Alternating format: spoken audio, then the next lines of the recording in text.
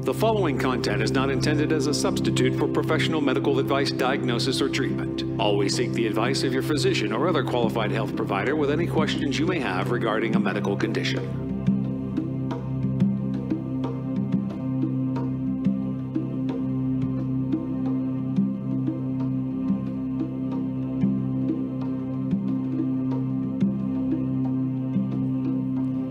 Hello, and welcome everyone. My name is Marina Sprocki-Spriggs, and I'm the host of Always Another Way podcast.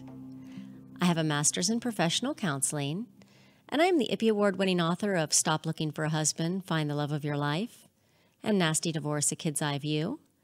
I write positive divorce advice for the HuffPost, and I'm trained in clinical hypnosis. And this podcast speaks to out-of-the-box thinkers, and it's for those who hear the call of hope and always another way. And if you're very rigid and set in your beliefs, this is probably not your cup of tea. However, you should note, tastes can and do change. And today, I just want to thank all of you for listening to the podcast. We're on episode 62 now. And if you have not yet already, from your podcast app on your phone, go ahead and subscribe and rate to the Always Another Way podcast. The more subscribers and the more ratings we have, the more people that can hear this fabulous, fabulous content. And our February sponsor is Ozone Clinics in Dallas, Texas. They are at OHZONEclinics.com. And today I want to tell you about the ozonated blood therapy. And maybe you have not heard of that, but I found this place organically, and it is a complete game changer. So what they do to get you some ozonated blood, this treatment entails pulling 100 to 250 cc's of blood out of the body, and then they push ozone into it while it's in the bag. Then after saturating your blood with ozone and oxygen, they place it back into your body via the IV. And this therapy is the quickest way to jumpstart your immune system, boost your oxygen levels, purify your blood, and detox you on a cellular level. Ozone is known to kill bacteria, fungus, yeast, mold, parasites, and fungi in the body, and will attach itself to any heavy metals, allowing you to detox them out of the body. This treatment will improve circulation by cleaning arteries and veins, and if you are looking to jumpstart your ozone, this is the best treatment to accomplish it and is equal to 10 ozone saunas. So if you have not been there, I'm telling you, just try it and you will feel better. So back to our show today. And, if you've been listening for a while, I've written a book called Nasty Divorce, A Kid's Eye View, which details its stories from children and adult children of high conflict divorce and all the damage that occurs during a high conflict divorce. It's extremely depressing because that's the nature of it. But my next guest is going to show you that there is another way to do divorce. It does not have to be bad, knock down, or drag out. There are many different approaches that will eliminate the need for having high conflict, damage to yourselves, damage to children, but can really propel you on a totally different plane set. She has actually written the book that is the roadmap for something better. So Gabrielle Hartley is an attorney, meditator, consultant, speaker, and author. She's known for her unique, non-toxic approach to divorce that she's developed over 2 decades in practice. Gabrielle keeps 99% of her cases out of the courtroom and at the negotiating table as she effectively supports her clients to create a healthy, uplifted post-divorce life for them. Gabrielle launched Your Elegant Divorce to offer support to clients regardless of their location. After growing up in New York City, Gabrielle attended Cornell University and Brooklyn Law School. She served as a court attorney for Judge Jeffrey Sunshine in New York City's matrimonial court and is member of the Massachusetts Council on Family Mediation. She currently resides in Northampton, Massachusetts with her husband and 3 sons, and she is the author of the book Better Apart. So welcome to the show, Gabrielle. Thank you so much. It's such an honor and pleasure to be here. Yes, and I just love it that you've just been doing all the options of just things that people can do differently. And so with all your experience, what prompted you to take it from your practical into writing this book? So I grew up with parents who divorced really well at a time when that was really not the norm. And they were always kind of bragging about how amazing they were at being divorced. And then, my brother and I were like, well, it's not like things were perfect. Then I went and I worked for Judge Sunshine on Staten Island and in Brooklyn in the matrimonial court. And what I found was how unbelievably horribly divorce went for so many families. And I figured it was hard for us, even with parents who did the best they could. How much harder must it be for the children of families who were really fighting and letting things get amped up? So over time, I started to realize how lucky I was and that my parents really modeled something wonderful. And I was able to bring that into my private practice with the clients that I work on a one-to-one basis, mediating and representing people both in and out of court. And I really have given a lot of thought about how could I bring these messages forward so that everybody could learn about the roadmap to having an elegant divorce. And, not everybody can get along, and not everybody is separating or divorcing from somebody who's reasonable, who has a clear mind, or who's ready or willing to interact in a respectful, elegant way. But what Better Apart does is it lays out through 5 pillars the way that you can hold yourself and be the beacon of light for your own roadmap forward and for that of your children and your family and everyone around you. I love that, because that is true. It's the only person that you can control is yourself. And so rather than just throw it away and be like, okay, this person's going to be just unreasonable, I've got to match them with unreasonability, which, that just all goes down bad roads. You give people the roadmap. And what I really like about your book, it's laid out so nice. So for anybody to pick it up that maybe just wants to even just learn hey, I don't have to go down the bad path regardless of my other person. I can start with me. And I like that you are incorporating not just, tips and your own experience, things that but adding in elements of yoga and meditation to this process. And then I just kind of want to know, I like those things. I think they're important. But how did you decide, okay, I'm going to add these elements in, and why are they important? So I came to yoga and meditation in my 20s. And even when I worked for the court and I was, on the board of directors of the Women's Bar and family law sections in New York, I was always running out to go to my yoga. And I'm pretty high octane by personality.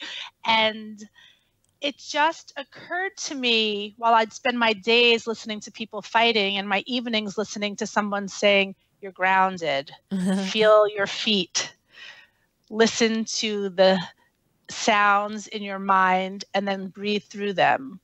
Create a new mantra or affirmation for yourself to bring yourself a sense of wholeness and completeness." And it was just such a natural pairing to me. And actually, when I started to look for an agent, because it's quite a process to get a book like this off the ground, a lot of people kind of looked at me quizzically or sent me letters like, "Thank you, but no thank you," because they thought it was really strange to bring in mindfulness and divorce. But really, what better thing can get you through any horrible adverse situation than yourself, right? Yeah. We're told that by our parents or by our teachers, mind your own business, right? Mind your own business. What does that mean? That might seem like you're being scolded, but we can flip that around and look at that as rely on yourself, right? And so the book is not one of tough love. It's a one of kind love and giving and opening yourself up to be a portal of compassion for yourself. I love that. And that is just like, it makes such a game changer to just add those elements into things. And then, what I think for anybody listening and thinking, oh no, but I'm a trauma therapist, and just like probably divorce, you hear all that and that's traumatic to hear all just the awful things that people do, to be able to let that go. And especially if you're living it live and all the research behind meditation and yoga, it's just, and you include mantras, and just, you've got it all in there, which is just so cool. So somebody's saying, okay, well, I just know, okay, I've got this person, and divorce is just nasty, and it has this stigma. And, I know Gwyneth Paltrow had come out, they'd use the word conscious uncoupling, which I really liked, but it got a lot of haters, just, conscious uncoupling, why are you going to do that? But I remember, and there was a therapist that I'd went to when I got divorced, and she's like, it doesn't have to be nasty. You do not have to define it as such. And just giving permission for people to be better apart. What do you suggest? What are some different approaches to, just thinking about divorce?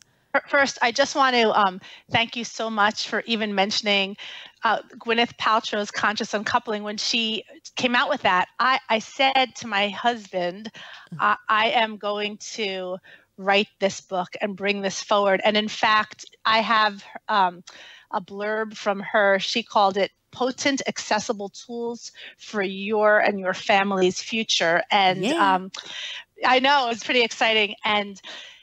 And so it was also very heavily reviewed by psychologists and child psychologists to make sure the tools were really in line with therapy, as I'm not a mental health professional. Yeah. So we look at being better apart through 5 lenses, which are patience, clarity, peace, respect, and forgiveness. And they're not necessarily in any particular order, but I would say you really need to start with patience, because when we feel bad, what do we want? We want it to go away. We want the pain to leave us, right? Because who wants to feel bad? I don't, you don't, I don't think, right? And so what is the first thing that many people do when they're feeling impatient? They start to behave impulsively, right? Mm-hmm. They start to blame other people for their feeling. And it's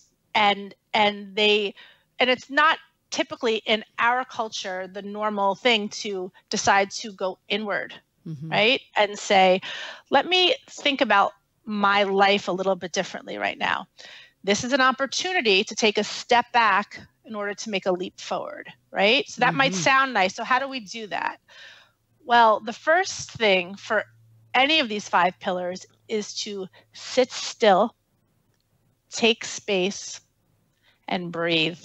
Okay, that might sound boring, but breathing is like the most potent, unbelievable thing that we can all do that can slow down our thinking, slow down our bodies, and start to bring some peace to our minds so that we can get away from all the emotion and get into our thinking minds. And even when people are seeing trauma therapists, which is, I cannot encourage people enough to go and see a trauma therapist while you're getting through this trauma, because divorce is a trauma. Yeah. There are things that you can do beyond your therapist's couch and outside of your lawyer's office. So one simple thing is to give yourself a message that informs you of how you want to feel. Okay, so you should make the message specific, present, and positive. So if you're feeling really agitated, maybe you tell yourself, I am calm. Okay, and so you're going to tell yourself, I am calm when you wake up, when you're eating breakfast, whenever you just find yourself walking. Notice, because what we want to do is start tuning into what we're actually feeling and thinking, and start to remap how we're thinking so that it's positive instead of negative. I love that. And we may have to stop at neutrality, right? But the goal is positivity. Yeah, I love that. Neutrality is where it all begins. Yeah, and it's true. When you're angry, you can't think and you make bad decisions. 100%. Proven fact.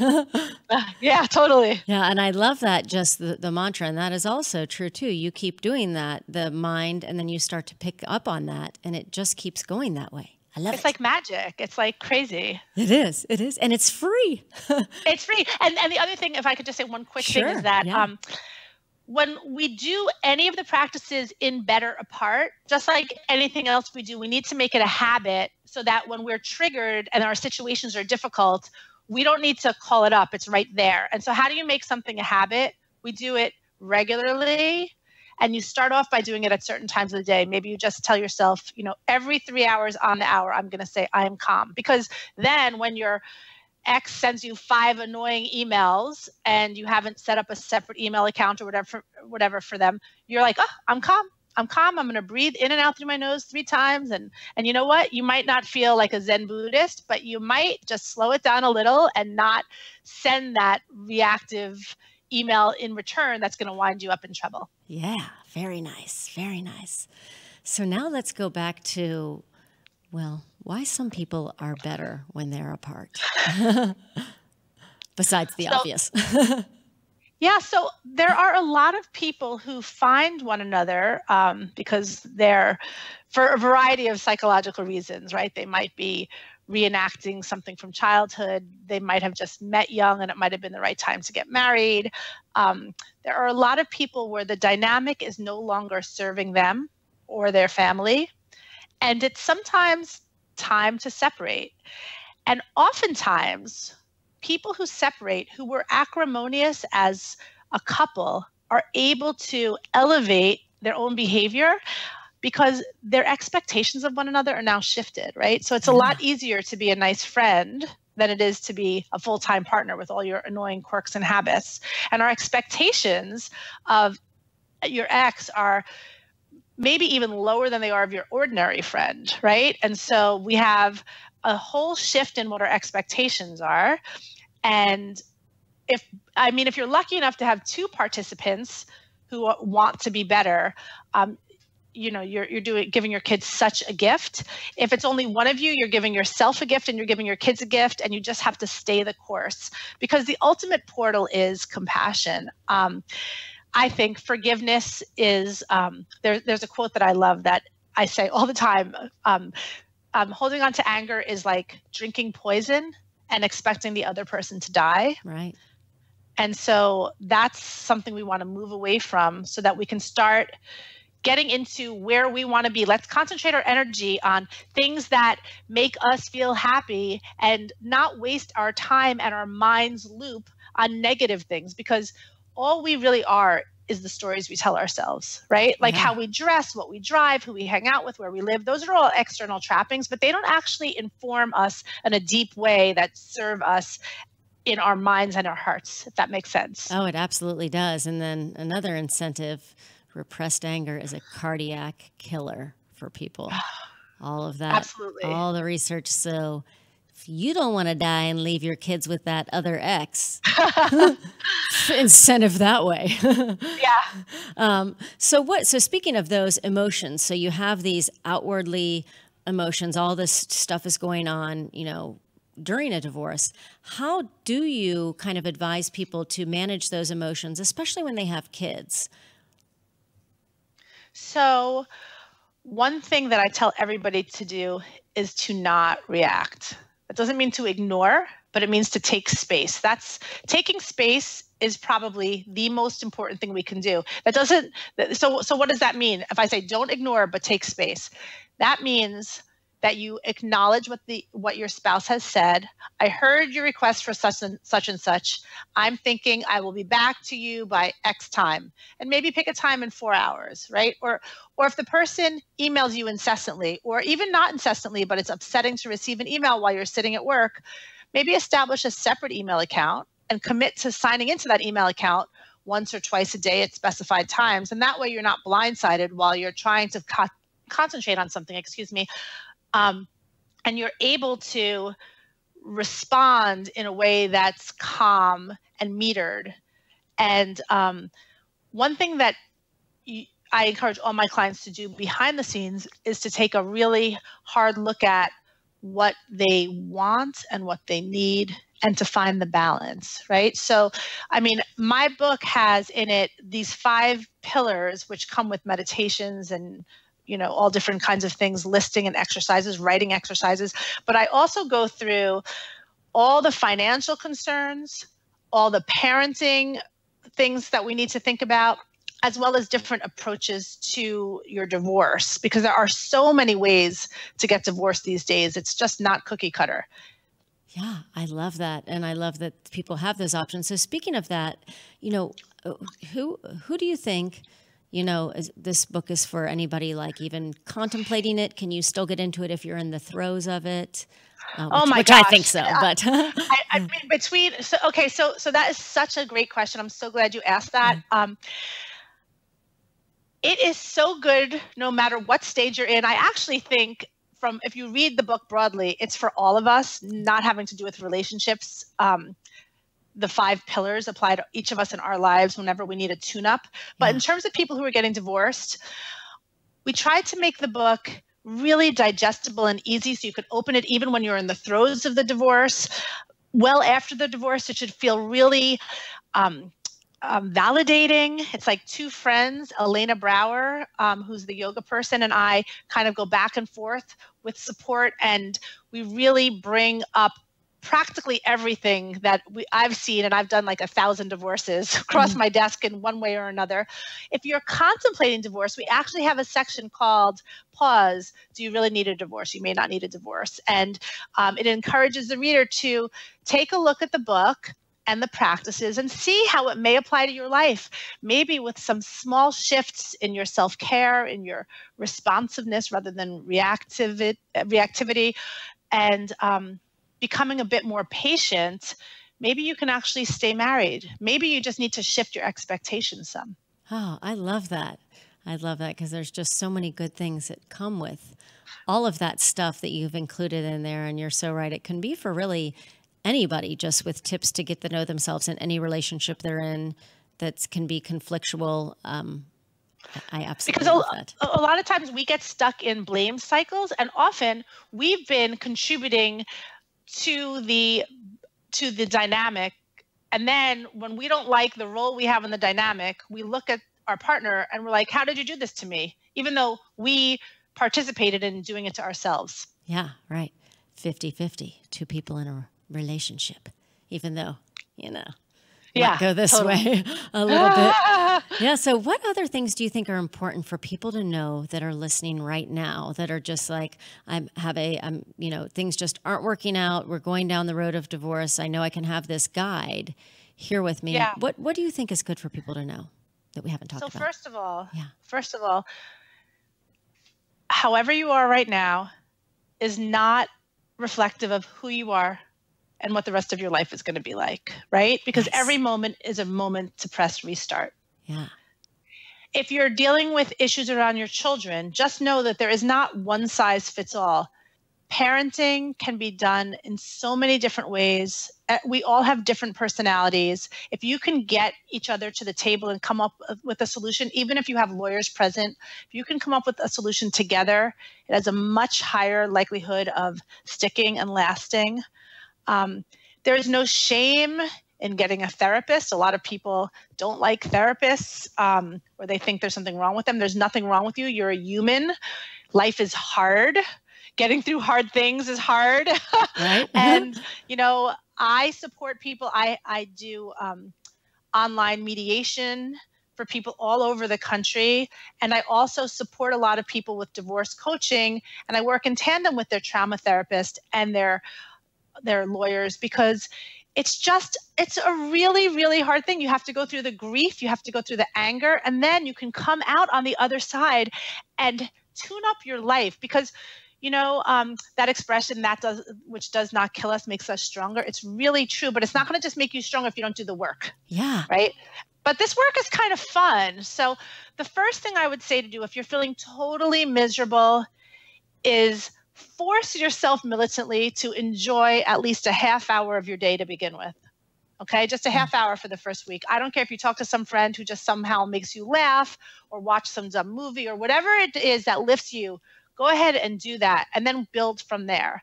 And if anybody wants to get in contact with me, and enjoy what's remaining of the 28 days of Valentine's Day of Better Apart, you can go ahead on GabrielleHartley.com and opt in to my gift for this month. And I'll have ongoing gifts for any of my followers, or if they want to engage with me for anything. Nice. So where else can people find you? So they can find you on your website. And I'm going to put all this in the show notes so that you'll be able to look everywhere to see where you can find. So to find the book is available it should be at all your local bookstores. It's certainly available on Amazon, on Barnes & Noble. It's published by HarperCollins, so it should be in any local bookstore. If they don't have it, you can ask for it. Yeah. Very, very cool. And then your 28 days of Valentine's, what are you doing with that? Yeah, so each day, any subscriber gets one thing to work on, because the whole point of becoming Better Apart is recognizing that it's an iterative process and it takes place over time. So one day we do patience. And so I might ask you to make a list about things that make you feel good. Or another day we do respect. And I might have you, cut out a picture of something that makes you feel worthy. And it might be something that made you feel worthy when you were 10 years old. I mean, each day has a carefully designed exercise. And some days it's just a saying. Some days it says, make sure you say your mantra 10 times.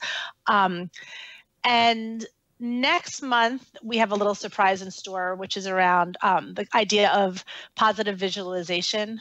Nice. Visualizing, internalizing, and realizing. And that's really exciting. And that stuff works. I know it sounds a little hocus pocus. I don't know how many lawyers you've had on your show, but I'm definitely an out-of-the-box lawyer. That's why you're on the show, that out of the box. Yeah, and I do clinical hypnosis and guided imagery. So I know all about that stuff. And it indeed it's incredible, works. Isn't it? Oh, absolutely. I've been using it for over 25 years. It works for sure. It works. It works. I mean, you're probably talking to believers. I've got people who just come into a lawyer's office, and I have to be careful, not to sound too woo-woo. Well, and here's the thing that this is about another way and about what you've put out there is you don't know unless you try something. And that is the truth. And if you spend 30 minutes just visualizing something awesome, even if you've just relaxed your brain. And there's legit research on what meditation and relaxing the brain just does for your stress levels to increase better chemicals in your brain. It's a win-win, really. It really is. And also we really can change the way that we think. We can change. I believe that. I don't know if you've read Carol Dweck's book, or there's a lot of research on neuroplasticity. Oh yeah. We just really need to focus on where we want to go. And that's how we get there. We focus on it, and then we make incremental steps to put ourselves there. And part of the footprint laid out by Better Apart is recognizing the negative and then rewriting it. So we're not ignoring things. This book is not a gloss over. It's a deep dive. I mean, you can do as much or as little with it that you want, but it really takes you through and forward so that you can get to where you have had that little voice in your head telling you could go, but you never really thought you could, but you can. Yeah, I love it. It's a complete game changer. And this book really, for anybody that's contemplating in the throes of it or afterwards, it will change your life for the better. Years. Yeah. Sorry, I've gotten calls from people who have read the book and emails who got divorced 20, 30 years ago, and they just, it almost feels like a relief to them to read this, which I did not actually contemplate that when I wrote it, but it's turned out that it's not just like for the 5 years. If you see it and you don't read it at first, stick it on a shelf, and when you're ready, take a look at it, because I think it's going to be healing. It is. And there's so many just practical tips and just easy things for people to do in this book that they're not required to get extra stuff. You can just do them. They're very clearly written out, and it can be just an absolute game changer. I love it. Thank you so much. So for all of you listening, and thank you very much, Gabrielle, for being on. And I love all the information you have, and definitely get Better Apart. Because if we could change the landscape of the way people divorce, and then you don't have to the one that I have is just all what happens when things are nasty. And nasty and high conflict divorce leaves lasting mental health issues on people that span years and decades and go generation to generation. So you can stop that right now. Yeah. Interrupt that cycle. Interrupt that cycle. And Gabrielle's provided you the roadmap, because we're not all born knowing things. And like you said, when you know better, you can do better. And if you can learn from something that, divorce isn't fun for anyone, but if you can make it, change that story and make it a learning lesson and make it better apart, I mean, why not? Totally. And just one more thing. Elena Brower, who is my contributor, she is the real deal. She's a world-renowned yoga and meditation guru. And she just adds really beautiful messages. And she tells a lot of personal stories, too, that I think are nice for the reader. Awesome. I love it. Well, thank you so very much. And for all of you listening, you know that there is always another way.